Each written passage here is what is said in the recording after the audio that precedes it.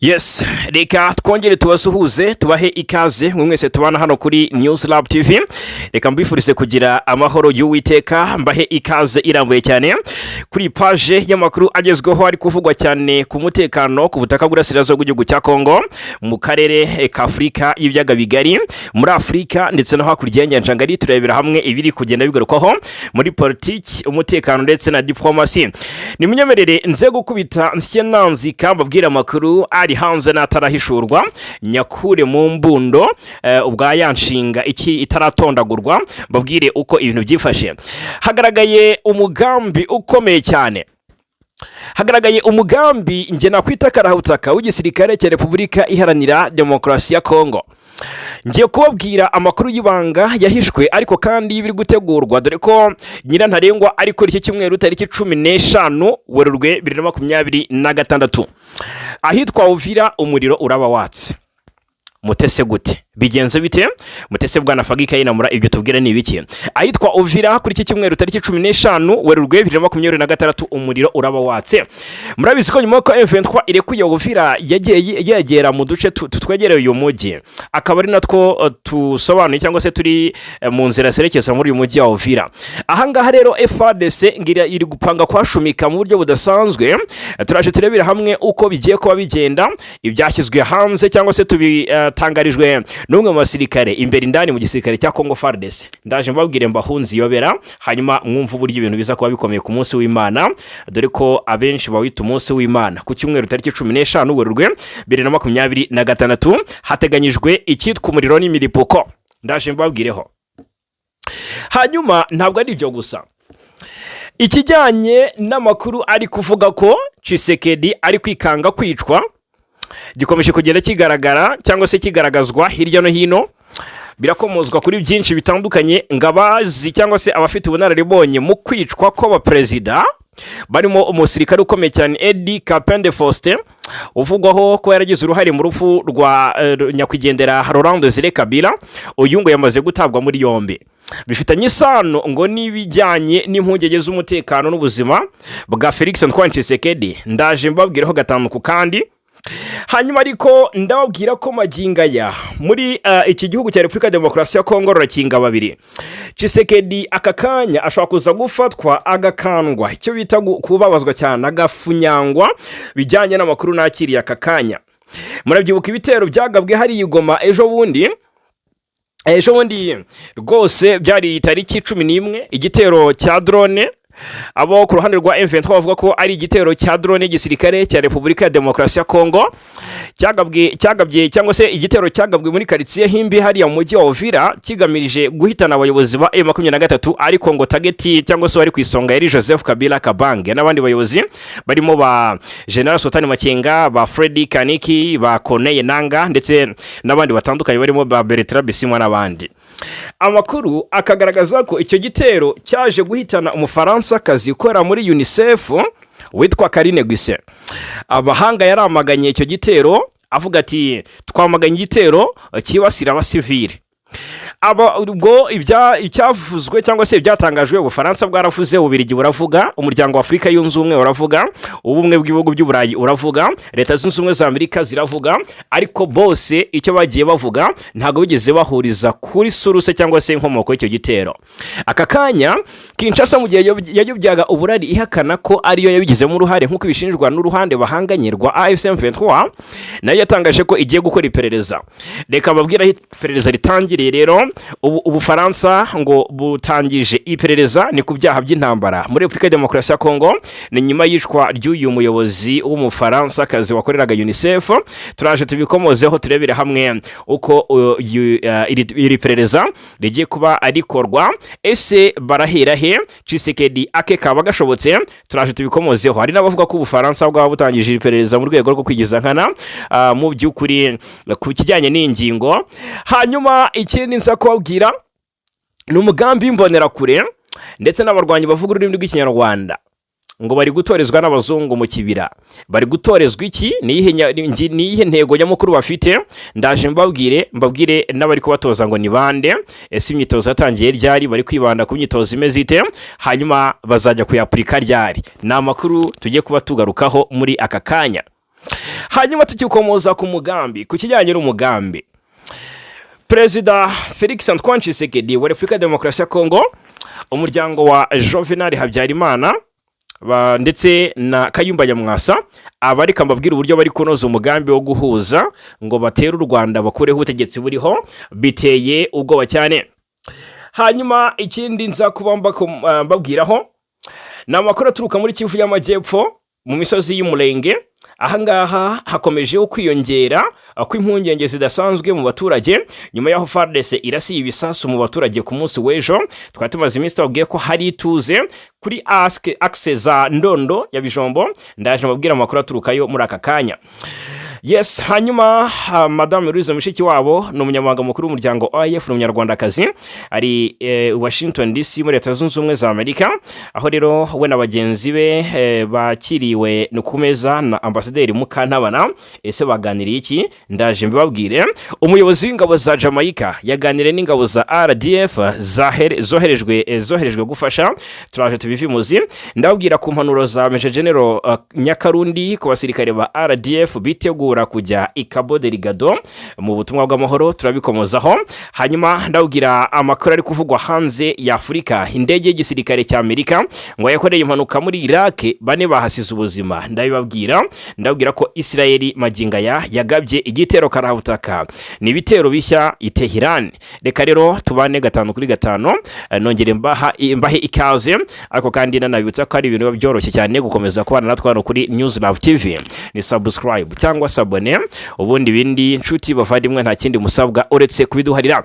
Reka mpere muri Kivu y'Amajyepfo, ahangaha cyane muri axe za Uvira.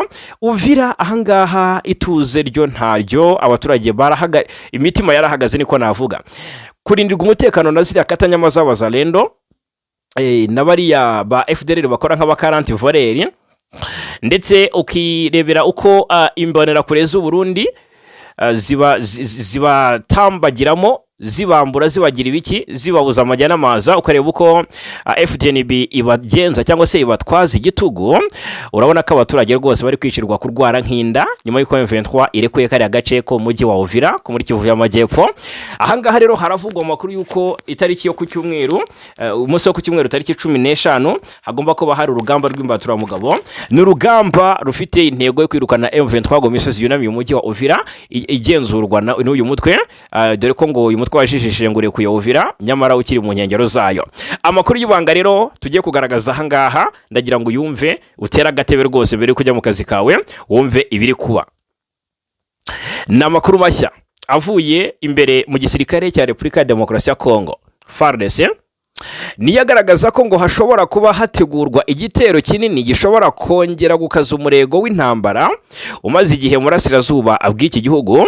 Umwe mu basirikare mu burasirazuba bwa Repubulika ya Demokarasi ya Kongo, FARDC nyine, wahisemo kuganira n'itangazamakuru mu ibanga, ariko yahishuye byinshi. Anashimangira ko rwose nta kabuza kuri iki cyumweru tariki 15 Werurwe hateganyijwe gutangizwa ibikorwa bya gisirikare bikomeye kandi bigamije kwagura imirwano mu ntara Kivu y'Amajyepfo. Aya makuru akubiye mu nyandiko uwo musirikare yahaye imboni yacu mu ijoro ryo kuwa gatanu rishyira kuri uyu wa gatandatu. Mu butumwa bwe yatanze, ariko adusaba ko rwose amazina atatangazwa ku mpamvu z'umutekano we. Reka tubyubahe cyane, ndetse Imana imuhe umugisha. Avuga ko hari gahunda ikomeye iri gutegurwa n'ubuyobozi bwa gisirikare bwa FARDC. Iyo gahunda ikomeye rero niyo ngira ngo mbahunze iyobera mbabwire. Yagize ati hari gahunda ya FARDC ikomeye cyane iteganyijwe gutangira ku cyumweru tariki 15 Werurwe, igamije gutangiza intambara yagutse mu bice bitandukanye byo mu burasirazuba bwa Repubulika ya Demokarasi ya Kongo. Nk'uko akomeza bisobanura, icyo gikorwa cya gisirikare kizitabirwa n'imitwe myinshi isanzwe ifatanya na FARDC mu mirwano irimo kubera muri ako karere. Uyu musirikare kandi akavuga ko ingabo za Kongo FARDC zizakorana n'abafatanyabikorwa barimo ingabo z'u Burundi, imitwe yitwaje intwaro ya Wazalendo, abarwanyi ba FDLR, abacancuro ndetse n'urubyiruko rw'ishyaka CNDD-FDD rw'u Burundi ruzwi ku izina ry'imbonerakure. Anavuga kandi ko bishoboka ko ingabo za Angola nazo zishobora gupatiza kuzaparticipa muri iyi mirwano cyangwa se zishobora kuza kugira uruhare muri ibyo bikorwa. Izi mbonerakure zo ndaje mbabwire n'uburyo ziri gutorezwa hariya mu kibira n'uburyo ngo zigomba kuza zifitiye amarere, zigomba kuza zigahangana na M23 ndetse zigarwanya M23 zikanenesha zigatera u Rwanda. Nk'uko aya makuru akomeza bivuga, igitero cya mbere nk'uko bivugwa ndetse n'amakuru rwose nkeneye ko muca akarongo mugasurinya kugira ngo ku munsi wo kwa mbere muzayambaze, nuko ngo igitero cya mbere gishobora gutangirira muri ako gace ka Sange. Aka gace ka Sange ni agace k'ingenzi cyane muri teritwari ya Uvira, kari mu kibaya cya Rusizi, muri Plaine de Rusizi muri teritwari ya Uvira. Si Sange gusa bazaba babomboreza nk'uko amakuru abigaragaza, nk'uko amakuru abishimangira, kuko ngo ingabo ziteganyije cyangwa se zirapanga gukomeza ibikorwa bya gisirikare zerekeza mu duce twa Kamanyola.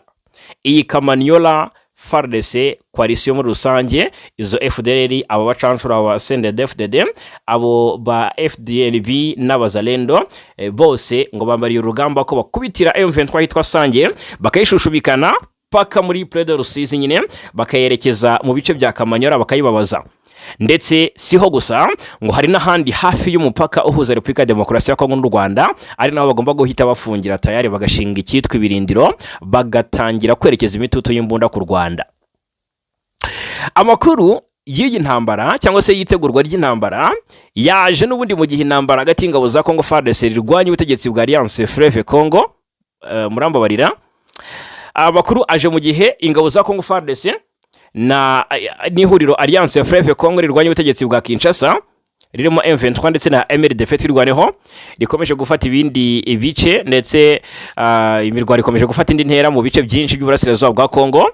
Ni imirwano ikomeje kugaragara cyane mu turere twa Minembwe, Ndondo, Masisi, Walikare ndetse no mu bindi bice bya Kivu y'Amajyepfo ndetse na Kivu y'Amajyaruguru. Ubwo rero mu mezi ashize iyo mirwano yarishijeho gukomera, aho impande zombi zakomeje gushinjanya gutangiza ibitero ndetse no gukoresha ingufu z'amahanga muri intambara, aho ku ruhande rumwe leta Kinshasa ishinja imitwe irwanya ubutegetsi gukorana n'ibihugu byo mu karere, mu rundi ruhande cyangwa se ku rundi ruhande ihuriro Alliance Fleuve Congo M23 ribarizwa na twirwaneho rikavuga ko rwose FARDC ikorana n'imitwe irimo FDLR n'indi mitwe yitwaje intwara hangaha.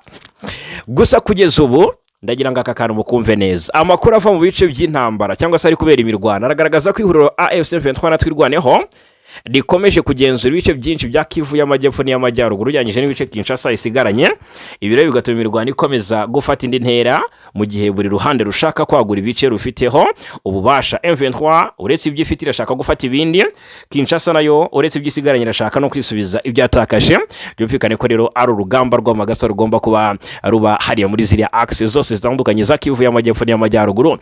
Kugeza ubu amakuru ava mu bice bikuberamo imirwano aravuga ko hari tuze naho byakomeye, ubwo turaje tuninjire aho biri kubera aka kanya.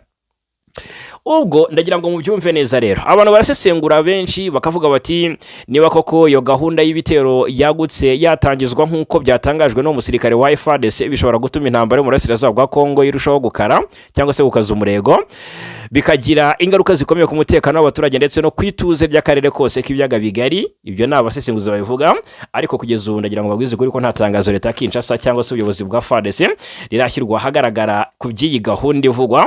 Gusa amakuru akomeje gukwirakwira mu baturage by'umwihariko bo mu bice bya Uvira na Minembwe agaragaza impungenge ko imirwano ishobora kongera gukaza umurego mu minsi iri imbere, bakurikije ikijyanye n'imyiteguro biri ruhande ruri gukora hariya muri Kivu y'Amajyepfo. Ubwo rero birumvikana ko turi ahanga kubwanye kugira ngo tuzabwire icyahinduka, icyavugwa, icyatangazwa cyangwa se icyakorwa. Turi abambere mu bazabibabwira. Hanyuma imurenge rero abaturage imitima irahagaze, ni muri Kivu y'Amajyepfo kuva ku mwijoro ryo kuwa kane rishyira kuri wa gatanu tariki 16 Werurwe, ngo haba igitero cy'ibisasu bikomeye cyagabwe na drone y'ingabo za Congo FARDC, ngo kibasiye agace ka Mikenke gatuwe n'abanyamulenge. Wa muntu we cyangwa se mw'abantu mwe, ubwo nari ngize ngo nkurikiye n'umwe, ariko reka mbabwire mwese nkuko amakuru yizewe angeraho abivuga. Iyi drone y'ingabo za Congo FARDC yarashe ibisasu mu masaha y'igicuku cyo kuwa kane shyira kuwa gatanu ahagana saa 7 z'ijoro rwose. Icyo gihe umunsi wa washize hatangiye undi. Nubwo ngo ibyo bisasu byaraswaga mu gace gatuwe n'abaturage, amakuru yizewe yaragaragaza ko nta byangiritse bikomeye cyangwa se abantu bahitanywe nabyo. Byatangajwe rero niko ibyo niko byatangajwe kugeza ubu, nta kindi cyavuzwe. Gusa mu buhamya bw'umwe mu baturage wahaye imboni yacu amakuru, avuga ko mu by'ukuri mu ijoro ryo kuwa kane rishyira kuwa gatanu drone ya FARDC yarashe ibisasu mu gace ka Mikenke, gusa ku bw'amahirwe menshi ntibyagize icyo byangiza gikomeye kuko ngo byaguye hafi y'ahatuwe, ntawe byishe ntawe byakomerekeje. Abaturage bavuga ko nubwo kuri wa gatanu mu karere k'ibiyaga bigari kose muri rusange, murambabarira, abaturage batuye muri ako gace bavuga ko nubwo kuri wa gatanu mu karere hose hiriwe ituze kandi ubuzima busa naho bwakomeje uko bisanzwe, impungenge ku mutekano zikomeje kuba nyinshi bitewe n'uko ibikorwa bya gisirikare bikomeje kwiyongera, bikoresha ibisasu bya drone byagiye byiyongera muri aka gace mu minsi ishize. Muri iki gitero rero kibaye nyuma y'ibindi byabaye mu ntangiriro z'icyumweru, aho ingabo za leta Kongo zarashe ibisasu mu bice bitandukanye bya Minembwe. Muri ibyo bice rero harimo centre ya Minembwe, aho nabwo abaturage bagaragaje impungenge z'uko ibikorwa bya gisirikare bikomeje gukorerwa hafi y'aho batuye bishobora guteza ingaruka zikomeye ku mutekano w'abasivile. Amakuru akandi akavuga ko akarere ka Minembwe n'ubundi n'imisozi y'Umurenge muri Kivu y'Amajyepfo muri rusange bimaze igihe birebana n'ibibazo by'umutekano muke, ahanini biterwa n'ibitero by'ingabo za leta n'abafatanyabikorwa babo. Ibitero kandi byakunze gushyira mu kaga abaturage basanzwe, cyane cyane mu bice bituwe by'imisozi miremire y'Umurenge, aho basesengura ibibazo by'umwihariko byo mu burasirazuba bwa Kongo bagaragaza ko ikoreshwa rya drone mu bikorwa bya gisirikare rigenda ryiyongera umunsi ku munsi, cyane cyane mu kugenzura cyangwa se kurasa ibice bituwe n'abanyamurenge. Icyakora imiryango iharanira uburenganzira bwa muntu ikomeza kugaragaza impungenge z'uko ikoreshwa ry'izo ntwaro mu bice bituwe n'abaturage rishobora guteza ingaruka ku basivile. Hagati aho kandi abaturage muri aka gace bakomeje gusaba ko habaho ingamba zifatika zo kurinda abasivile no kwirinda ko ibikorwa bya gisirikare byakongera gushyira ubuzima bwabo mu kaga. Nibyo ngibyo rero twavuga. Gusa nubwo kuri wa gatanu umutekano ugaragara nk'uwifashe neza mu bice byinshi by'Iminembwe, abaturage baho bavugaga ko rwose bakomeje kuba maso, bategereje kureba niba mu minsi iri imbere umutekano uzakomeza kuba mwiza cyangwa niba hazongera kubaho ibindi bikorwa bya gisirikare muri aka karere bishobora gusiga mu by'ukuri bongeye guteseka nk'uko basanzwe banabimenyereye. Aha rero ni muri Kivu y'Amajyepfo ahitwa ku Ndondo. Rero sasa ahangaha ku Ndondo naho iminsi baye ibiri havugwa irasana hagati ya Wazalendo ndetse na FD na MRDP twirwareho, bikavugwa ko ndetse kuva mu ijoro ryo kwa gatatu, ndagira ngo mbabwire ko barasaniye hariya muri ziriya access zo ku Ndondo, naho ni muri teritwari ya Uvira, ni muri Kivu y'Amajyepfo. Bikavugwa ko abaturage nabo ubwabo barabyivugira, batuye muri ako gace ko ku Ndondo muri groupement ya Bijombo, baravuga ko mu ijoro ryo kwa gatatu cyane cyane Abazalendo bagabye igitero ku baturage batuye ku Ndondo, ariko ni nako byari byagenze mu bice bya Uvira, kuko mu gace kitwa ngo ni Sange naho humvikanye ibikorwa by'Abazalendo ndetse bitwaje intwaro. Byumvikana ko rero ahangaha muri access za teritwari ya Uvira ahenshi hari ikibazo cy'umutekano. Hanyuma amakuru rero agakomeza avuga ko ubwo uwo muturage yatanze ubutumwa avuga ko rwose mu ijoro ryo kwa gatatu ndetse n'iryo kwa kane abajene 7 bo muri Wazalendo ngo bahasize ubuzima nyuma y'imirwano yabereye hano ku Ndondo. Akomeza avuga ko abarwanyi ba Wazalendo bari bagabye igitero bagamije kwibasira abaturage bo mu bwoko bw'abanyamurenge ndetse no gusahura amatungo yabo arimo inka, ihene n'intama, nk'uko byagiye bivugwa kenshi mu bitero byagiye bigabwa muri ako karere. Gusa ngo ubwo icyo gitero cyatangiraga, MRDP twirwareho yahise itabara abaturage maze imirwano iratangira. Iyo mirwano yarangiye rero ndetse no ku munsi w'ejo byari byavuzwe ko ngo bakozagijeho akanya gato mu masaha y'igitondo, ariko nagira babwire ko aka kanya nta mirwano ikiri kuvugwa. Ubwo rero abaturage bavuga ko imirwano yabereye cyane mu gace kitwa ngo ni Mutimba, ni mu Mitamba, ni hafi ya Mugeti, ndetse ngo abarwanyi b'Abazalendo bahatesekeye mu buryo bukomeye. Aha Mitamba ngo imirambo cyangwa se mayiti y'Abazalendo uwabara ntiyabivamo, biteye agahinda cyane. Hanyuma aha ni muri Kivu y'Amajyepfo, ni myemerere noneho ninjire mu makuru ari kuvugwa hariya mu ishyamba rya Kibira yabaye Kibira yashoberanye, Kibira yongeye kwifashishwa mu gutyaza imbonera kure n'abarwanyi bandi bavuga ikinyarwanda bari gutozwa ngo n'ab'uruhu rwera ndetse n'abandi batandukanye bari gutozwa banahabwa indi ideology cyangwa se indi ngengabitekerezo, bari kongera kwangishwa u Rwanda, dore ko ngari nacyo kibanze kiri kuganirizwa izi mbonerakure ziri gutorezwa mu kibira, aho za nkuba nizongera zikabakubita. Hari inkuba twagiye tuvuga mu minsi yashize ngo zagiye zikubitira FLN ndetse na za Rudurunana hariya mu kibira bafatanyije n'imbonerakure birumvikana, ariko kandi na FDLR nyine na za FDNB.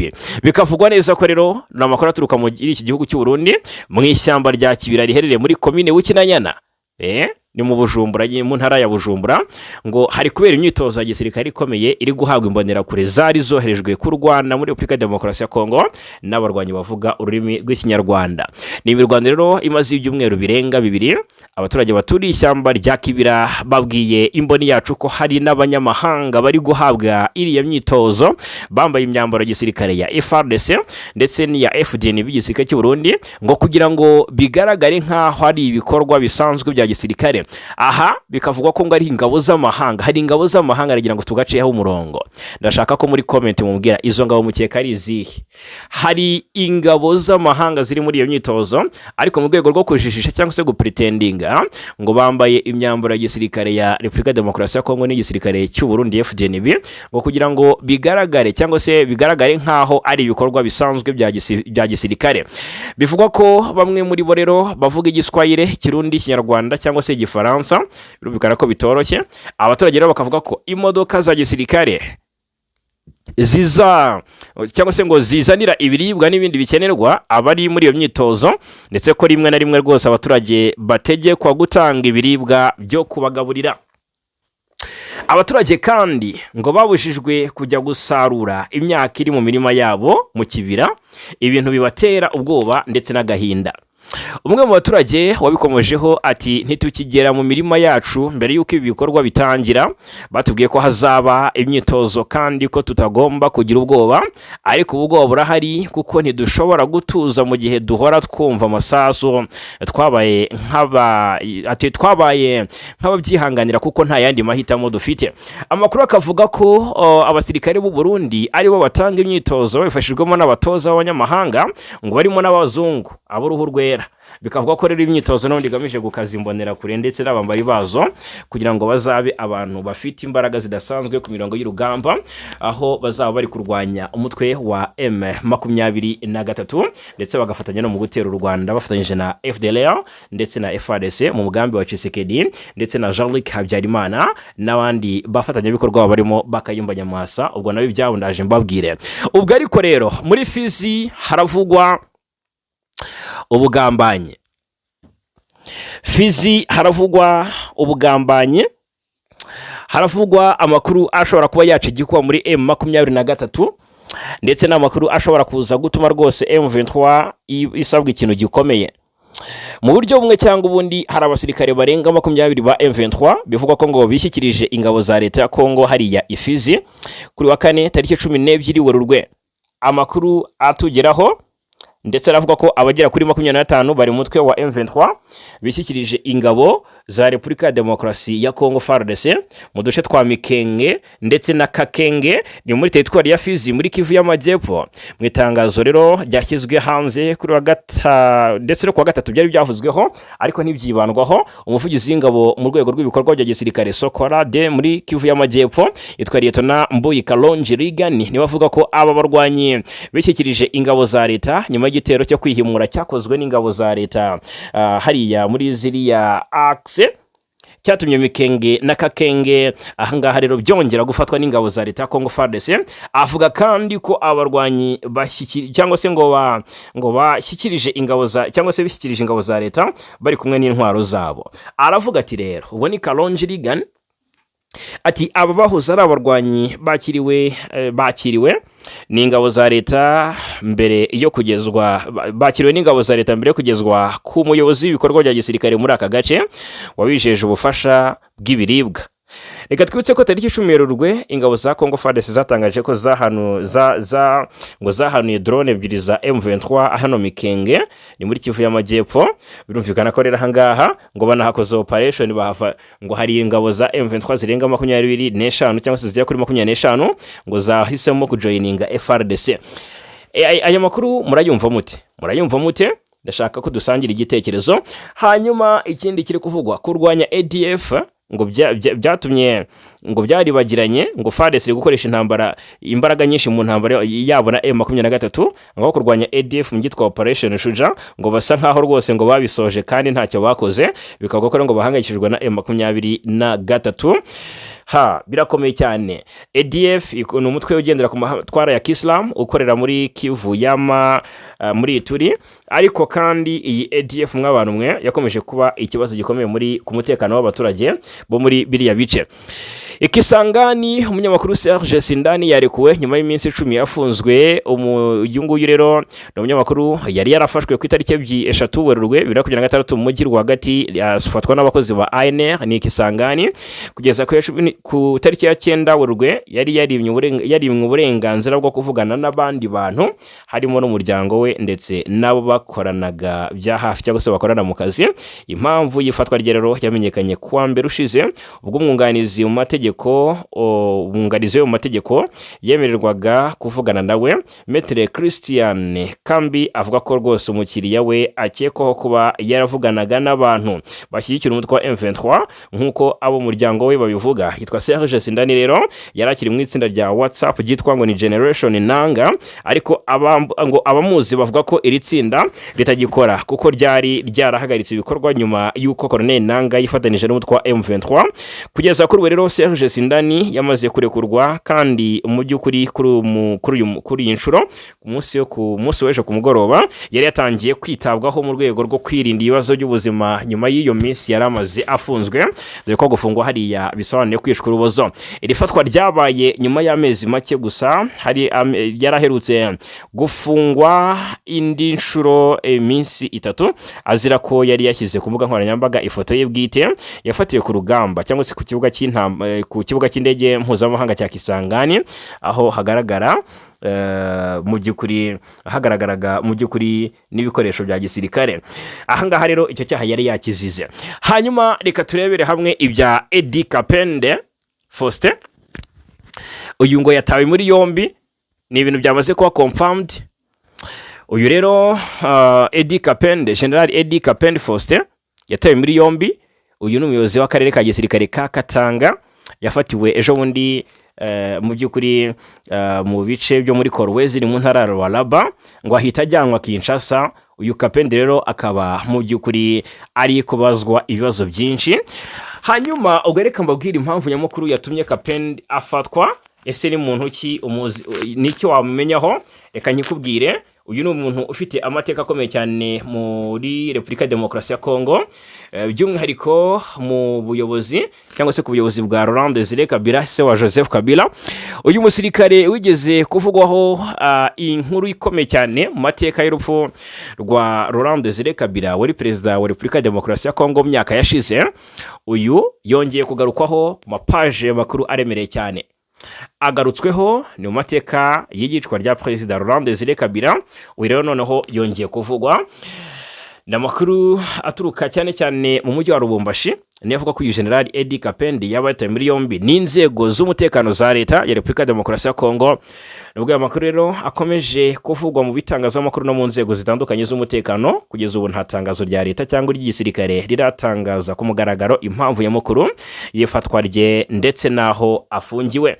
Hanyuma General Kapende uyu ni umwe mu basirikare bagize uruhare rukomeye mu mateka y'igisirikare cya Kongo, cyane mu gihe cy'ubutegetsi bwa Perezida Laurent Désiré Kabila mu myaka y'1996, mwaka y'1998 n'itangiriro rya 2000. Yari umwe mu bantu ba hafi b'uyu muyobozi, aho yakoraga nk'umujyanama we mu by'umutekano ndetse akamufasha no mu bikorwa bya gisirikare. Eddy Kapende yamenyekanye cyane mu gisirikare cya Kongo mu gihe cy'intambara ya mbere mbere n'iya kabiri ya Kongo, igihe ingabo zari ziyobowe na Laurent Desire Kabila zarwanaga n'ubutegetsi bwa Mobutu Sese Seko. Ni nyuma y'ifatwa ry'ubutegetsi mu mwaka w'1997, Kapende yakomeje kugira uruhare rukomeye mu mutekano w'umukuru w'igihugu, ndetse ko rwose ngo yanabaye no mu miyoborere y'ingabo za leta. Izina rye rero ryongeye kuvugwa cyane muri 2001 nyuma y'igikorwa cyo kwica Laurent Desire Kabila ubwo yaraswaga akagwa mu biro bye Kinshasa. Nyuma y'icyo gikorwa cyateye urujijo rukomeye mu gihugu, General Edi Kapende Faustin yafashwe akekwaho kugira uruhare mu mugambi wo w'iyicwa rya perezida, aza gukatirwa igihano cy'urupfu. Nyuma y'imyaka irenga 20 yafunzwe, muri 2021 Perezida Tshisekedi yafashe icyemezo cyo guha imbabazi bamwe muri bari abasirikare bari bafungiye muri dosiye y'ishwa rya Laurent Desire Kabila, barimo General Kapende. Cyo cyemezo rero cyatumye arekurwa asubira mu buzima busanzwe, ndetse anasubizwa mu gisirikare cya FARDC. Kugaruka kw'abakuru yuko yaba yongeye gutagwa muri yombi rero biri gutera impaka n'ibibazo byinshi mu nzego za politiki n'umutekano muri Kongo, cyane cyane ko ari umwe mu basirikare bafite amateka akomeye mu gihugu. Basesenguzi rero mu bya politiki bakavuga ko niba aya makuru yemejwe ku mugaragaro, bishobora kongera gukurura impaka mu mateka cyangwa se ku mateka y'urubanza rw'iyicwa rya Laurent Desire Kabila, kimwe n'imiterere y'imiyoborere n'umutekano mu gisirikare cya Kongo muri iki gihe. Kugeza ubu rero haracyategerejwe itangazo ryemewe n'ubuyobozi bwa leta cyangwa igisirikare cya Kongo risobanura neza ukuri kw'ifatwa rya General Edi Kapende, impamvu yatawe muri yombi, ndetse n'icyo amategeko ateganya ku rubanza cyangwa se mu rubanza rwe, niba koko ari mu maboko y'inzego z'umutekano. Ni ibihwihwiswa cyangwa se n'ibivugwa, ariko na gihamya cy'uko ari ukuri ndaza kukibaha mu makuru yacu ari imbere. Reka mbabwire gusa ntimubane natwe hano kuri News Lab TV, nimujye kure. Hanyuma ngo turakomeje turebera hamwe n'ibijyanye n'umugambi wa Perezida Tshisekedi afatanyije na Jean-Luc Habyarimana, n'umuhungu wa Perezida Juvenal Habyarimana, ndetse n'abarimo Faustin Kayumba Nyamwasa. Perezida wa Kongo Tshisekedi ari gukorana n'umuryango wa Juvenal Habyarimana utuye mu Bufaransa, ndetse na Faustin Kayumba Nyamwasa uba muri Afurika y'Epfo, ngo kugira ngo banoze ubufatanye mu bya gisirikare bukomeje cyangwa se bugamije gukuraho ubutegetsi bw'u Rwanda. Nk'uko amakuru aturuka mu maboko mu masoko atandukanye abivuga, uwo mugambi wubakiye ku mutwe w'iterabwoba FDLR washinzwe n'abagize uruhare muri jenoside yakorewe abatutsi mu mwaka w'1994, bashaka kubaka ihuriro ryagutse ry'imitwe irwanya leta y'u Rwanda. Mu izingiro ry'uyu mugambi harimo umuhungu wa Habyarimana, Jean-Luc Habyarimana, amakuru amugaragaza nk'umuntu ushobora guhuza ibisigisigi bya Hutu Power hagamijwe guha icyerekezo gishya ihuriro ry'abarwanya leta y'u Rwanda. Aya makuru kandi akavuga ko mu ruzinduko Jean-Luc aherutse kugirira i Kinshasa yahuye n'umujyanama wihariye wa Perezida Tshisekedi mu by'umutekano, Desire Kashimir Ebelande Kolongere. Nk'uko abamenye iby'uko guhura babivuga, Ebelande yagejeje kuri Jean-Luc ubutumwa bwa Tshisekedi bumwizeza ko hari umugambi uri gutegurwa wo gukora ihuriro rikomeye rya gisirikare rizahangana na AFC M23 nyuma yaho ritangire kugaba ibitero ku Rwanda. Amakuru yemeza ko Jean-Luc ateganya cyangwa se yafatanyije n'abayobozi bo muri Minisiteri y'Itumanaho n'Itangazamakuru muri Kongo bashyizeho urubuga rwa Extra Africa rugamije kweza izina rya Habyarimana, kwibasira leta y'u Rwanda, ndetse no gutangaza ubutumwa bushyigikira gahunda za Tshisekedi muri aka karere. Umugore wa Habyarimana, Agathe Kanziga, n'abandi batsimbaraye ku ngengabitekerezo ya Hutu Power bavuga ko cyangwa se bavugwaho kugira Jean-Luc inama yo guhindura izina rya FDLR ikitwa FCLR, ndetse ni Front Commune pour la Libération Rwandaise.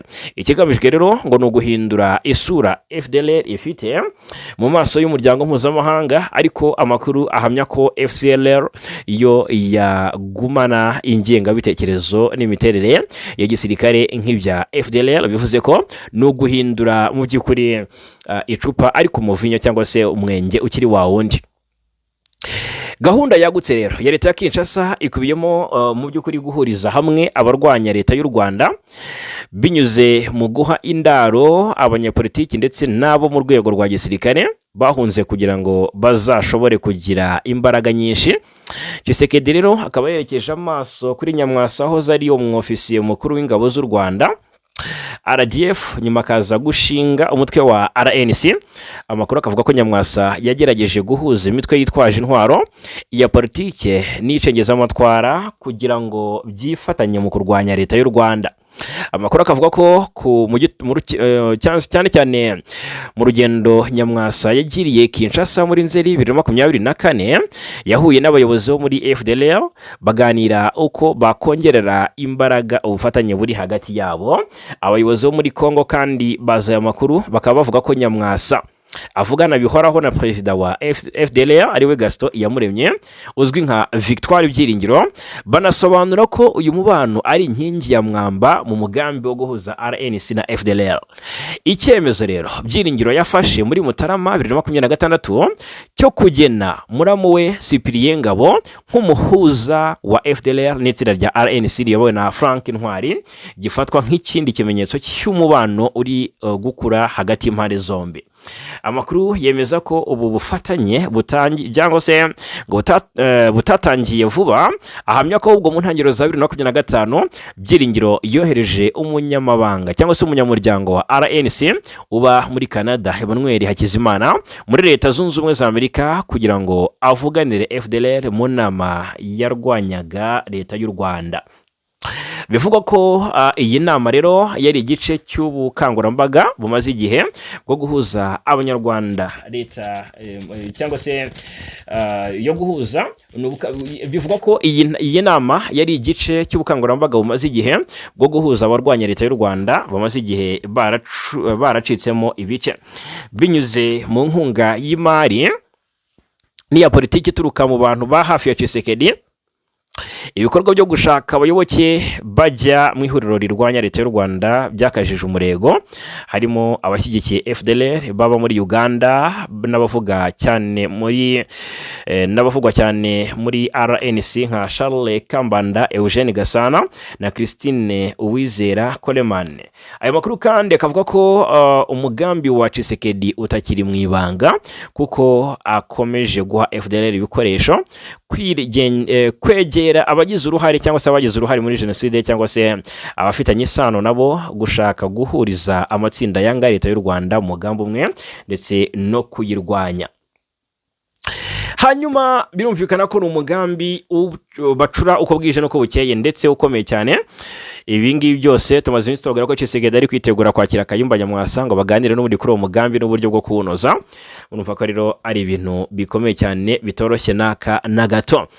Nyuma y'ibyavuzwe igoma ku tariki 11 Werurwe igitero cy'indege M23 ivuga ko ari icy'indege y'igisirikare cya Repubulika ya Demokarasi ya Kongo cyasize gihitanye Umufaransa Karine Guse hariya mujyi wa Goma wari umukozi wa UNICEF. Ubufaransa rero biravuga ko kuri wa gatanu tariki 13 Werurwe ubushinjacyaha bw'iki gihugu cy'Ubufaransa bushinzwe kurwanya iterabwoba bwatangaje ko ngo hafunguwe iperereza ku bantu batazwi kubera ubu bwicanyi bugize icyaha cy'intambara muri Repubulika ya Demokarasi ya Kongo. Ni nyuma y'urupfu rw'uyu mukozi wa Loni ukomoka mu Bufaransa. Umukozi mu bijyanye n'ubutabazi ukomoka mu Bufaransa wakoreraga igoma mu ishami ry'umuryango w'abibumbye ryita ku bana UNICEF nibo biciye muri iki gitero cya drone cyagabwe aho yaratuye ku itariki 11 Werurwe. Bivuga ko yapfanye n'abandi babiri. Iki gitero ngo cyahitanye abagera kuri 3. Ubuyobozi bwa AFC M23 rero bwashinje FARDC kuba inyuma y'icyo gitero, bivuga ko cyangwa se bivuga ko cyari kigambiriye no guhitana abayobozi babo cyagabwe mu gace gatuwe cyane.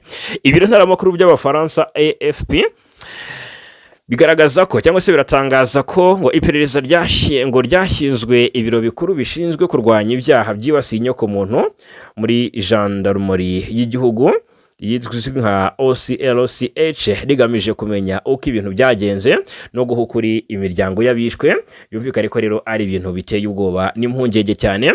Ahangaha rero haribazwa niba Ubufaransa butangije iperereza ngo buzamenye ikihishe nyuma y'urupfu rw'uyu Mufaransa nyirizina cyangwa se niba ko kari impuhwe z'uko umutekano utifashe neza z'uko ibikorwa by'intambara bikomeje gukorwa, yaba uruhande rwa M23 cyangwa se igisirikare cya Kongo.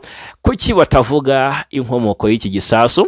Ese iperereza bazakora bazagaragaza ukuri kuzagaragara cyangwa se bazabona? Ni ikibazwa, igisubizo kikabura. Abenshi bari kugaya amahanga ku matangazo ari gusohora yamagana iki gitero, ariko ntiyamagane uruhande rwa kigabye, dore ko rero bisobanuye ko bari ku ruhande rwa guverinoma Kinshasa basa n'abayikingira ikibaba. Ubufaransa, Ububiligi, Amerika, EU, imiryango yose n'ibyo bihugu byose biravuga kuri icyo gitero, ariko ntibivuge biti cya guverinoma Kinshasa ko M23 yo ibivuga. Ese ni M23 yigije nkana ibeshyera guverinoma ya Kinshasa? Ese ni Kinshasa byabayeho? Kuko nayo ubwayo iravuga ko izakora iperereza ku bijyanye n'iyi gahunda. Turaje rero dukomeze tugende dukurikirana, mu by'ukuri hari uzatobora avuge inkomoko y'iki gitero mw'abantu mwe. Buriya ngo birangira ukuri gutsinze, niko umunyarwanda avuga. Hanyuma rero reka mubwire ko u Rwanda rwakiriye abantu 205 babaga muri Repubulika ya Demokarasi ya Kongo. Abanyarwanda rero banyuze ku mupaka munini uhuza u Rwanda na Kongo mu karere ka Rubavu, bakirwa n'umuyobozi w'aka karere wungirije ushinzwe imibereho myiza y'abaturage, Ishimwe Pacifique. Batashye rero kuri wa 4 tariki 12 Werurwe. Umubare munini w'abanyarwanda batashye ugizwe n'abagore ndetse n'abana bavukiye muri Repubulika ya Demokarasi ya Kongo. Babwitangazamakuru ko bafashe icyemezo cyo gutaha nyuma yo kubikangurirwa na bagenzi babo batashye mbere, babasha kwiteza imbere no kwibeshaho. Aba rero nabo baje kongera kwibakira urwababyaye. Benshi mu banyarwanda bataha naba baramaze igihe bafashwe bugwate n'abarwanyi umutwe wa FDLR ukorera mu mashyamba yo muri Kongo. Ubwo rero kuva AFC M23 yatangira kugenzura ibice byinshi by'uburasirazuba bwa Kongo, abanyarwanda babonye umutekano ndetse ku bufatanye n'ishami rya Loni rishinzwe kwita ku mpunzi, ababishaka bafashwa gutaha nta kabuza. Hanyuma reka turebere hamwe n'andi makuru abenshi ntibabizi, ariko ndagira ngo mbahunzire iyobera. Hanyuma ariko mbizeza ko makuru yacu ari imbere tuza kubabwira. Abenshi muri bazatese gahunda yo kwemeza imbibi za nyazo z'u Rwanda yageze he? Kuko Minisiteri y'ibidukikije iherutse gutangaza ko kuva mu mwaka 2001 kugeza kuri ubu hari komisiyo yashinzwe gukurikirana no kuvugana n'ibihugu bituranye n'u Rwanda kugira ngo hemezwe neza imbibi z'igihugu, ariko kugeza ubu ntago barabasha kubyemeranyaho, ndetse n'ubutaka bw'aho hantu ntibwanditswe nk'uko amakuru abivuga. Ariko noneho ndabona itsinda rigari ry'abakozi ba News Lab TV riri gukusanya iby'iyi nkuru. Turaza kubagezaho amakuru yacu ari imbere, ahubwo nanabashimira cyane. Nyaboneka abantu bacu rwose bajya batwereka ko banyotewe kumenya. Ubwo rero ni byumvikana cyane ko natwe tuba duhari ku bwanyu. Hanyuma reka mbabwire ko turaje twerekeze mu makuru ari kuvugwa mu karere ndetse no muri hakurya y'inyanja ngari. Ubwo ariko reka mbanze mbabwire ko magingaya umuyobozi w'ingabo za Jamaica, reka mbere kuri izi mpanuro za Major General Nyakarundi yahaye abasirikare bagomba kwerekeza mu butumwa bw'amahoro i Cabo Delgado. Ni umugaba mukuru w'ingabo zirwanira ku butaka Major General Vincent Nyakarundi uri ku rutonde rw'abajenerali 4 ba RDF bafatiwe ibihano na Leta Zunze Ubumwe za Amerika. Yahaye impanuro itsinda ry'abasirikare ba RDF n'abapolisi bitegura kujya mu butumwa i Cabo Delgado muri Mozambique. Abasirikare n'abapolisi bagomba kujya gusimbura bagenzi babo bari basanzwe bari muri ubwo butumwa. Impanuro za Major General Nyakarundi zatangiwe mu kigo cya gisirikare cya Kami mu karere ka Gasabo, ahari n'umuyobozi mukuru wungirije wa polisi ushinzwe ibikorwa CP Vincent Besano.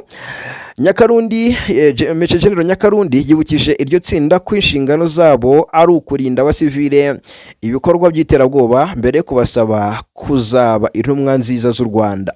Nyakarundi yashimangiye akamaro ko kugira imyitwarire myiza, gukorera hamwe no gukora kinyamwuga, abashishikariza gukomeza kwitanga bitaziguye cyangwa se murambabarira kwitanga batizigamye mu kazi kabo nk'uko ababanjirije babigenje. U Rwanda rufite ingabo i Cabo Delgado ndetse n'abapolisi guhera muri Nyakanga 2021 ingabo zashoboye kwirukana ibyihebe mu turere dutandukanye twa Cabo Delgado nyuma y'imyaka irenga 3 baratwigaruriye. Ni ingabo rero zishimwa n'abatari bake ku bikorwa byazo byo kubungabunga umutekano aho zitumwe cyangwa se aho zibwiwe kujya gutanga umutekano mu buryo bugiye butandukanye. Hanyuma hariya mu gihugu cya Jamaica waba Rasta ku munsi w'ejo yitwa Colonel Deo Mutabazi, ni umujyanama mu bya gisirikare n'umutekano w'umuryango w'abibumbye, akaba ari nawe uhagarariye inyungu za gisirikare z'u Rwanda muri Jamaica, ari kumwe n'umuyobozi w'ingabo z'u Rwanda zagiye Jamaica gufasha mu bwubatsi Colonel Moses Kayigamba. Baganiriye rero cyangwa se bagiranye ikiganiro n'umugaba mukuru w'ingabo za Jamaica JDF cyangwa se Jamaican Defense Force yitwa Vice Admiral Antoine Wems Gorman ku cyemezo gikuru cya JDF i Kingston muri Zambia. Vice Admiral Wems Gorman uyu nguyu yashimiye ubuyobozi bw'ingabo z'u Rwanda kuba bwarohereje ingabo gufasha abaturage ba Jamaica nyuma y'ingaruka z'inkubi y'umuyaga Hurricane Melissa. Hanyuma Colonel Deo Mutabazi yashyikirije umugaba mukuru w'ingabo za Jamaica ubutumwa buturutse ku mugaba mukuru w'ingabo z'u Rwanda Major General Mubaraka Muganga bugaragaza ishimwe ku bufatanye bukomeye buri hagati y'ingabo z'u Rwanda ndetse n'ingabo za Jamaica. Yashimangiye ko u Rwanda rwishimiye gukomeza guteza imbere umubano w'ibihugu byombi kandi rwiteguye gukorana na Jamaica no mu zindi gahunda z'ubufatanye. Ni mu gihe cy'amezi 2 itsinda ry'abasirikare bashinzwe ubwubatsi ba RDF rifatanyije n'aba Jamaica bubatse inzu 62 zari zasenywe n'ibiza, harimo no kongera ibyumba ku ishuri ndetse no kuvugurura inzu icumbikira abana bafite ubumuga. Hanyuma iyi gahunda yagize uruhare runini mu gufasha imiryango n'abaturage bari baribasiwe n'ikiza cy'umuyaga kongera kwisuganya rero no kongera kubaka ubuzima bwabo muri rusange. Hanyuma rero hakurya y'inyanja ngari reka rero ariko mbanze babwire ko Madame Louise Mushikiwabo umunyamabanga mukuru w'umuryango w'ibihugu bikoresha ururimi rw'igifaransa ku isi OIF we n'intumwa ze rero ndetse n'abamuherekeje birumvikana berekeje i New York muri Leta Zunze Ubumwe za Amerika, aho rero bagiye ndetse bakirwa na ambasaderi w'u Rwanda muri Amerika ariwe Mathilde Mukantabana. Mu ruzinduko rw'akazi i Washington, ambasaderi Mukantabana yateguye ifunguro rya nimugoroba yo guha icyubahiro umunyamabanga mukuru wa la Francophonie ariwe Louise Mushikiwabo waruherekejwe n'abambasaderi bava mu bihugu bigize umuryango mpuzamahanga wa Francophonie OIF bufite icyicaro i Washington DC muri Leta Zunze Ubumwe za Amerika. Ubwo rero ariko reka ni munyemerere tunyarukire hakurya y'inyanja ngari. Havuzwe inkuru y'impanuka y'indege y'igisirikare cya Leta Zunze Ubumwe za Amerika, inkuru ikurikira kwibwa kwa drone zigera kuri 4 z'iki gisirikare mu gihe kiri mu ntambara. Ubuyobozi bukuru bw'igisirikare cya Leta Zunze Ubumwe za Amerika rero yitwa CENTCOM bwatangaje ko ibikorwa by'ubutabazi bikomeje nyuma y'impanuka y'indege yagaburiraga izindi amavuta y'igisirikare cya Leta Zunze Ubumwe za Amerika yaguye mu burengerazuba bwa Iraq. CENTCOM rero ikavuga ko nta kuraswa n'umwanzi cyangwa se inshuti kwagize uruhare mu ihanuka ry'indege KC-135 nk'uko inkuru dukesha BBC ivuga. Iyi ndege yari irimo gukoreshwa mu bikorwa bya gisirikare bya Amerika bikomeje byo kurwanya Irani, kandi ni imwe mu ndege ebyiri zivugwa muri iyi mpanuka nk'uko igisirikare cyabitangaje. Indege ya kabiri rero yabashije kugwa neza. Izi ndege kandi zakozwe na Boeing zifite ubushobozi bwo kongerera izindi ndege z'intambara amavuta hejuru mu kirere, hanyuma zikaba zigira uruhare runini rero mu bikorwa bya gisirikare bya Amerika. Zakoreshejwe cyane mu ntambara ya mbere y'ikigobe, bifasha izindi ndege z'intambara kumara igihe kirekire mu kirere. Hanyuma rero tugana ku musozo, reka nsoreze kuri iyi nkuru mfundikira rwose impamba y'amakuru. Ingabo za Israeli zirwanira mu kirere kuri wa gatanu tariki 13 Werurwe zagabye ibitero bikomeye bishya i Teherani ni mu murwa mukuru wa Irani. Hanyuma igisirikare cya Israel IDF cyatangaje ko biriya bitero bishya byibasiye ibigo byinshi bya gisirikare n'iby'umutekano biri mu murwa mukuru wa Irani. Mu gitondo cyo kuri wa gatanu mu bice bitandukanye bya Tehran humvikanye uguturika nyuma y'uko indege z'intambara na za drone za Israel bigabye ibitero ku nyubako bivugwa ko zifitanye isano n'ingabo zidasanzwe za Irani IRGC ndetse n'izindi nzego z'umutekano za kiriya gihugu. Abayobozi ba Israel bavuga ko iki gitero ari igitero kinini kandi kigari kigamije guca intege imiyoborere ya gisirikare ya Irani no gusenya ibikorwa remezo by'ingenzi bya gisirikare by'umwihariko by'igisirikare cya Irani. Ibitero bishya bibaye mu gihe bamaze hafi ibyumweru bibiri habaho guhangana gukomeye hagati ya Israel na Irani, aho buri ruhande rukomeje kugaba ibitero mu kwihimura ku rundi. Abayobozi ba Israel bavuga ko ibi biri mu mugambi mugari ugamije kugabanya ubushobozi bwa Irani mu bya misile no guhungabanya imikoreshereze y'inzego zayo za gisirikare. Yes, ngayo nguko rero reka mbabwire ko kandi abategetsi ba Irani nabo bemeje ko iturika ryumvikanye mu bice bituwe cyangwa se bimwe bya Tehran, ariko ntibatangaje ko ako kanya ingano y'ibyangiritse cyangwa se niba hari abantu baba bahitanywe n'ibyo bitero. Tehran kandi yamaze gutangaza ko izasubiza ku bitero bya Israel.